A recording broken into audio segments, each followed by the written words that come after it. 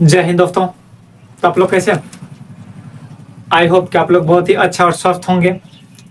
जहां भी होंगे अपने बोर्ड एग्जाम का तैयारी बहुत ही अच्छे ढंग से कर रहे होंगे। ठीक है, चलिए।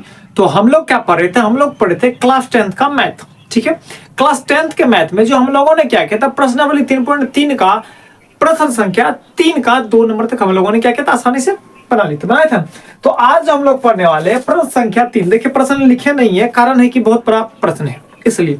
ठीक है, चलिए। तो हम क्या करते हैं, प्रश्न पढ़ देते हैं आप लोग को, उसके बाद आगे पढ़ेंगे। देखिए इसमें क्या कर रहा है, एक क्रिकेट टीम के कोच ने 7 बल्ले और 6 गेंद खरीदे। कितने रुपए में?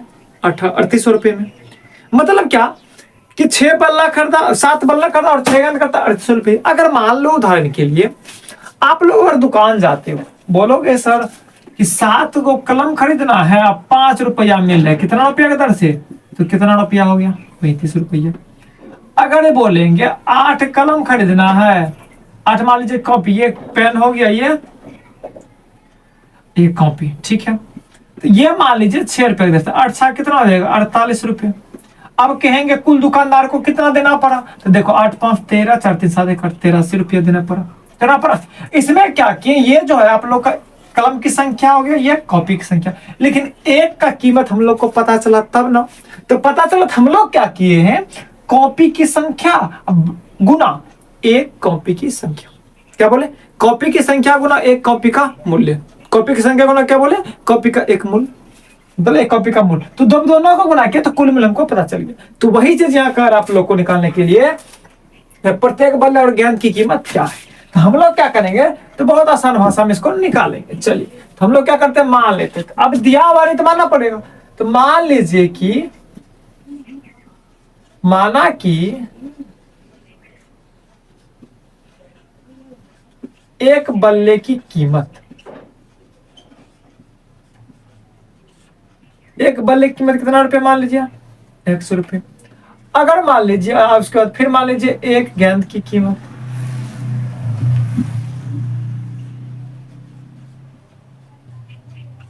उसको क्या मान लीजिए? एक बल्ले की कीमत क्या हो गया? 100 रुपये। और एक गेंद की कीमत कितना हो गया? ₹Y। अब आ जाइए प्रश्न के प्रथम भाग से।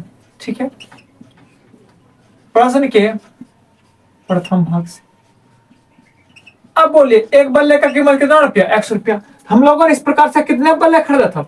7 बल्ले खरीदे। तो लेकिन एक बल्ले का कीमत कितना रुपया? तो 100 रुपया प्लस। अब उसके बाद गेंद कितना खरीदा था? देखिए 6 गेंद खरीदे। तो एक गेंद की कीमत कितना रुपया? तो ₹12। तो हम लोगों ने क्या किया, दुकानदार को कितने 100 रुपए दिए थे? तो 3800 रुपए दिए। तो हम लोग कह सकते हैं इसका समीकरण क्या है? 7x प्लस 6y बराबर कितना? 3800। तो ये समीकरण क्या हो जाएगा आप लोग का? 1 हो जाएगा, मान लीजिए 1। चलिए अब क्या करेंगे, प्रश्न के दूसरे भाग से।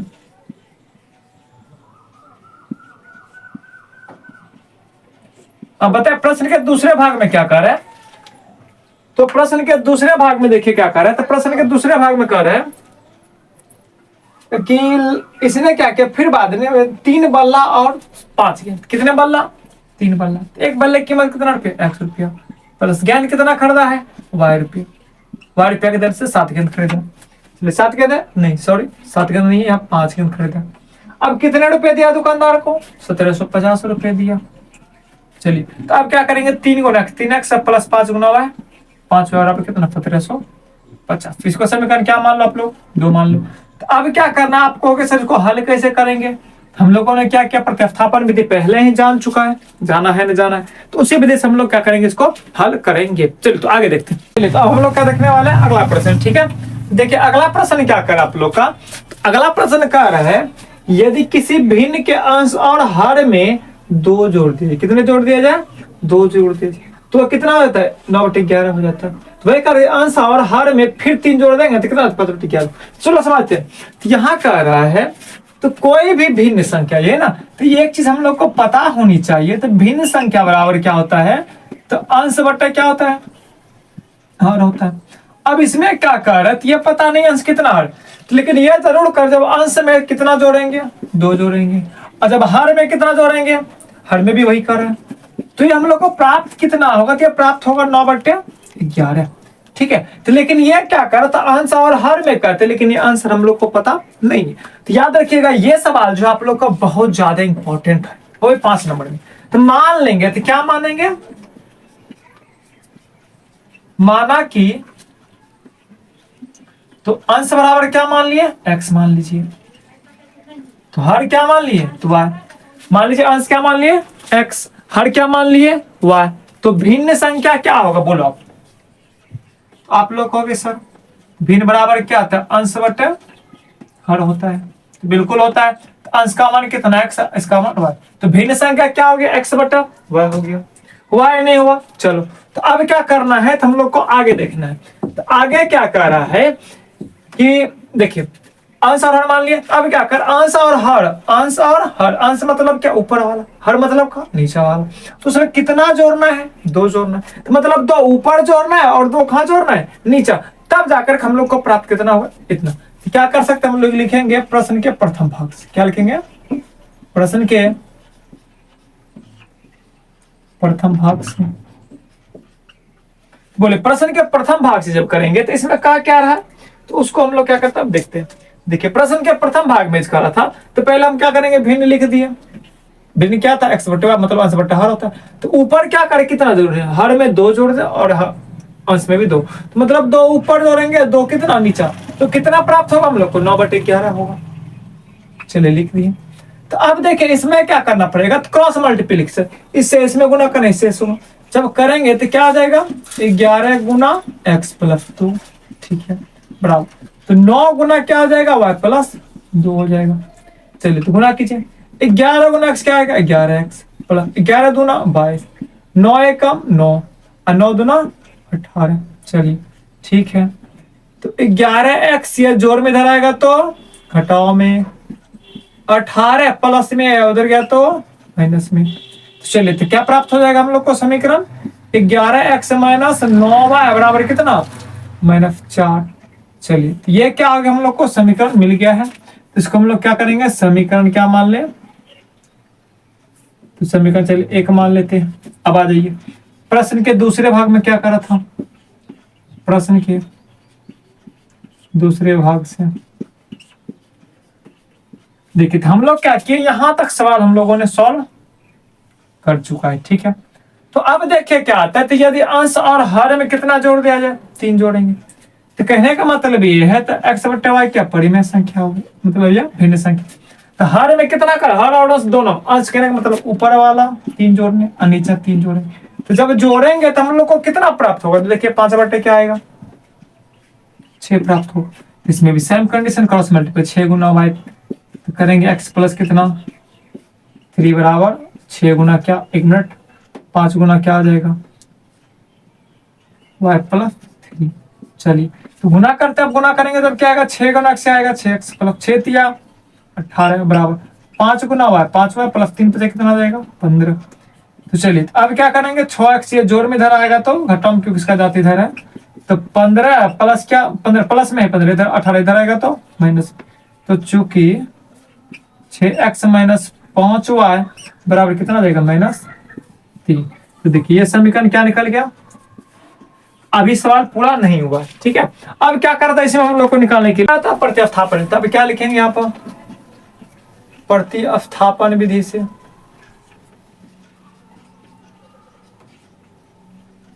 ठीक है, जब प्रतिस्थापन विधि लेकर 2 समीकरण मिले, समीकरण 1 और समीकरण 2। तो प्रतिस्थापन विधि में हम लोग क्या जानते हैं कि जब भी प्रतिस्थापन विधि कहता है तो उसमें तीसरा समीकरण निकालना पड़ता है, या किसी एक चर का मान, चाहे वो x हो या y, निकालना पड़ता है।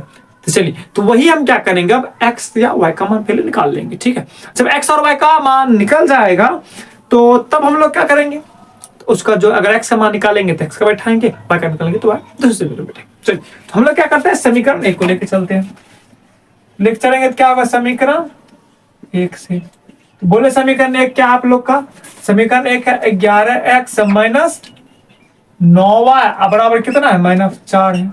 चलिए 11x ये माइनस में उधर जाएगा तो प्लस में 9y, ठीक है। ये गुना में उधर गया तो भाग में, तो -4 प्लस 9y बटे कितना 11, समीकरण 3। तो चलिए क्या करेंगे अब, समीकरण किससे चले थे, एक से चले थे, दो से, आप कहोगे समीकरण एक से चले थे, तो हमारे किसी में लिखेंगे, दो में लिखेंगे। क्या करेंगे, समीकरण दो में x का मान रखने पर, देखो समीकरण दो क्या है आप लोग का, समीकरण दो है 6x माइनस 5y बराबर कितना, -3।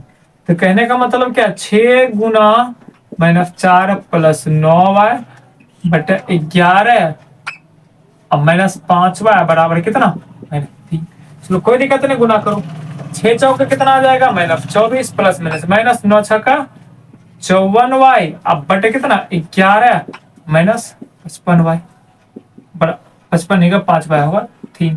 अब देखिए इसके नीचे कुछ नहीं तो क्या है, कुछ नहीं तो इसके नीचे क्या है, 1 है। चलिए तो अब एलसीएम जब लेंगे तो 1 और 11 के क्या, 11 का आपका ये तो पहले ही जैसा ही रह जाएगा, प्लस माइनस 11 पचे 55y -3। चलिए अब गुना कर लेते हैं, -24 1 मिनट 24y है। अब देखिए इसमें क्या हो जाएगा, जब घटाएंगे तो -y 11 किया -33 आ जाएगा, ये जोड़ में उधर जाएगा तो किसमें चला जाएगा, घटाओ में, तो -y बराबर -33 प्लस 24। तो देखिए क्या आ रहा है, तो -y बराबर घट जाएगा तो 24 और 30 -8 आएगा, सर 8 सर नहीं 9 आएगा, ये ना आएगा। चलिए तो माइनस माइनस खत्म, तो कहने का मतलब क्या, y का मान क्या आ गया हम लोग का, 9 आ गया, 9। तो अब क्या करेंगे, इसी को हम लोग क्या करेंगे, किसी एक में बैठाएंगे, तो बराबर क्या आ गया हम लोग को 9 प्राप्त हो गया। ठीक है, अब 9 जब मिला है तो अब इसको हम लोग क्या करेंगे, समीकरण किसमें बैठाएंगे, 1 या 2 में। तो चलिए हम लोग क्या करते हैं, किसी एक समीकरण में बैठा करके इसका मान देख लेते हैं क्या आता है या नहीं आता है। ठीक है, चलिए इधर रियलाइज कर दिया। अब देखिए आगे क्या कहता है। हाँ तो देखिए प्रश्न, अब क्या करेंगे, समीकरण 3 में किसका मान रखेंगे,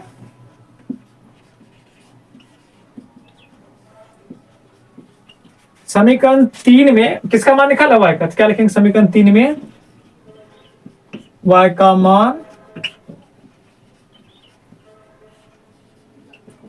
समीकरण 3 क्या, x बराबर -4 जोड़ 9 गुना 9 अब बटे कितना है 11। देखिए -4 11 9 9 81 11 कितना आ जाएगा 77 बटे 11 11 फतेह 77। देखिए x का क्या निकल गया 7 निकल गया। अतः देखिए क्या करा था, भिन्न निकालने के लिए ना, भिन्न बराबर क्या होता है, भिन्न बराबर क्या था यहाँ आपको, देखिए इधर माने थे यहाँ पर क्या था आप लोग का भिन्न, तो वो था भिन्न x बटे y। तो x का मान बोले कितना निकला, तो x का मान 7 निकला है और y का कितना है 9। इसका मतलब आपका भिन्न संख्या जो ये निकल चुका है। ठीक है, चलिए पहले है प्रश्न संख्या 3 का कितने नंबर, 5 नंबर तक देख लिया। अब छठा नंबर देखेंगे। ठीक है, तो देखिए छठा नंबर क्या करा, आयु वाला आ गया। तो आयु वाला सवाल को हम लोग बताए थे ना कैसे बनाना है, तो आसान तरीका में देखा तो ये कह रहा 5 वर्ष बाद जेकब की आयु पुत्री की आयु से कितना 3 गुनी हो जाएगी, और 5 वर्ष पूर्व जेकब का, तो पहले ही बता दिए हैं कि जब भी उम्र की बात होता है तो उम्र की बात किसी का भी उम्र हो तो हम लोग वर्तमान से देखते हैं। कहां देखते हैं, वर्तमान कहने का मतलब अगर मान लीजिए मेरा उम्र अभी 20 वर्ष हो रहा है, अगर बोलेंगे अभी से 5 वर्ष मेरा उम्र कितना था, तो आप लोग कहोगे सर आपको 15 था। आप कहे क्या किए, पहले कहने का मतलब क्या है 5 वर्ष पूर्व किए, पूर्व या पहले, तो इसका मतलब 20 में क्या किया कुल, अभी वर्तमान वाला पता था तब तो 5 किए तब पता। ये बोलेंगे 5 वर्ष बाद कितना होगा, तो आप क्या करोगे 20 वर्ष अभी हो रहा है तो 5 जोड़ दोगे। इसका मतलब क्या, पूर्व मतलब घटाना है, पहले मतलब जोड़ना, मतलब पहले पूर्व या पहले मतलब घटाना है, अब बाद मतलब जोड़ना, बाद या पश्चात। तो चलिए ये तो करना ही पड़ेगा। इसके अलावे हम लोगों ने क्या किया कि वर्तमान उम्र पता था तब ना, तो चलिए वही चीज हम लोग क्या करेंगे, वर्तमान उम्र मानेंगे। तो वर्तमान उम्र मानेंगे तो कोशिश करेंगे आप लोग का जितना छोटा से छोटा समीकरण में हो जाए। तो चलिए उम्मीद करते हैं कि आप लोग को अच्छे समझ में आ रहा होगा। ठीक है, चलिए तो मान लेते हैं, तो मान लीजिए पहले जेकब, ठीक है,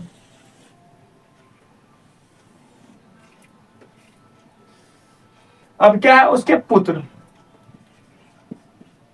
किसका पुत्र, जेकब का पुत्र। तो चलिए अब जो कहना है क्या मान लेंगे हम लोग क्या, वर्तमान आयु हो गया, ठीक है। उसके बाद देखिए क्या कर रहा है, 5 वर्ष बाद,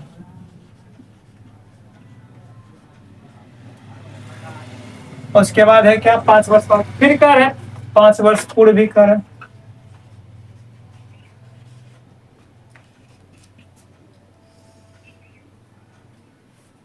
चलिए ले लिया। तो मान लीजिए जेकब का वर्तमान में एक्स है, पुत्र का क्या है, वाई। तो 5 वर्ष बाद कहने का मतलब एक्स प्लस क्या हो जाएगा, 5 वर्ष। होगा नहीं होगा, तो आप कहोगे बिल्कुल सर होगा। तो ये कितना आ जाएगा, तो वाई प्लस, तो 5 वर्ष हो जाएगा, ठीक है। तो ये कितना आ जाएगा, तो वाई माइनस, क्योंकि पूर्व की बात चल रही, पूर्व की बात मतलब पहले बता दिए, घटाओ 1 मिनट एक्स होगा, तो वाई माइनस क्या आ जाएगा, 5 वर्ष। अब देखिए प्रश्न के प्रथम भाग में क्या करा था,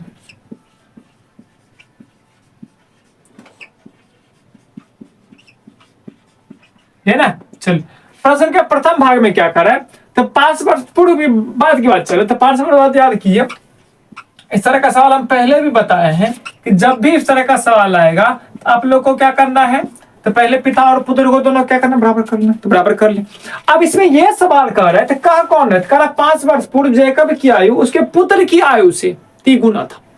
कौन कह रहा है, तो कोई कह रहा है, लेकिन इसमें द्विगुना तुगुना किसका, 2 या गुना या 3 गुना बात कौन कह रहा है, तो कह रहा है कौन, जैकब। एक सवाल क्या है, जैकब। तो एक्स ये कह रहा है इससे कि मैं तुमसे कितना गुना, 3 गुना। किससे कह रहे, पुत्र से कह रहा है। तो पुत्र क्या है, वाह। तो पहले ही बताया जिससे कहेगा उसी को क्या करना, मानना, उसी पर काम करना। तो इससे 3 गुना, इसी को 3 गुना कर दिया, क्योंकि ये पहले पर 3 गुना था, तब तो इसको कह रहा था हम तुमसे हैं। चलिए हो गया आप लोग का सवाल सॉल्व। अब क्या करना है, एक चीज सॉल्व करना, 3 गुना वाई, 3 वाई प्लस 3 बचे 15, ये जोड़ में धराएगा तो घटाओ एक्स माइनस 3 वाई बराबर 15 माइनस कितना, 5। तो चलिए चूंकि एक्स माइनस 3 वाई बराबर कितना निकल गया, चलिए 10। तो समीकरण कितना आ जाएगा, 1, ठीक है। चलिए अब देखिए अगला सवाल क्या करे, अगला सवाल है इसी का दूसरा भाग, क्या लिखेंगे, प्रश्न के दूसरे भाग से। अब दूसरे भाग में ये दोनों को बराबर करना पड़ेगा, चलिए कर दिए। अब ये देखना है इसमें कौन किससे कह रहा है, ठीक है, क्या कह रहा हो, तो कह रहा है इसमें दूसरा भाग है, 5 वर्ष पूर्व जैकब क्या उसके पुत्र की आयु का 7 गुनी थी। पुत्र से ही करते, फिर पुत्र में गुना कर दिए तो कितना हो जाएगा, एक्स माइनस 7 गुना हुआ माइनस 35। चलिए तो क्या हो जाएगा, एक्स माइनस, ये प्लस में धरा तो माइनस में, तो माइनस 35, ये प्लस में माइनस में धर गया तो प्लस में। तो देखिए क्या हो जाएगा, चूंकि x माइनस 7 वाई बराबर क्या हो जाएगा, माइनस 30। समीकरण को क्या मान लीजिए, 2। तो चलिए अब समीकरण 1 2 निकल गया। तो अब आप लोग क्या कीजिएगा, यहां से प्रतिस्थापन विधि से हल, प्रतिस्थापन विधि से, तो प्रतिस्थापन विधि से आप लोग क्या कीजिएगा, हल कर लीजिएगा। चलिए तो उम्मीद करते हैं कि आज के वीडियो में जो भी बताया गया होगा आप लोगों को अच्छे से समझ में आया होगा। तो चलिए अब मिलते हैं आप लोगों से अगले क्लास में नए सवाल के साथ। तो चलिए तो अगला सवाल क्या पढ़ने वाले उसको हम थोड़ा सा जान लेते हैं। अगला हम लोग पढ़ने वाले प्रश्नावली 3.4, जो कि अगला होने वाला है विलोपन विधि, जो कि सबसे आसान विधि है रैखिक समीकरण युग्म को हल करने का। तो चलिए तो उम्मीद करते हैं कि आप लोग फिर अगले दिन ज्वाइन जरूर कीजिएगा। आज के लिए यहीं तक। अगर मेरे YouTube चैनल पर नए हैं तो आप लोग से एक छोटा सा रिक्वेस्ट है, मेरे इस YouTube चैनल को सब्सक्राइब, शेयर, लाइक जरूर करें। उम्मीद करते हैं कि आप लोग इतना छोटा सा काम जरूर करेंगे। तो चलिए मिलते हैं अगले दिन। आज के लिए यहीं तक। जय।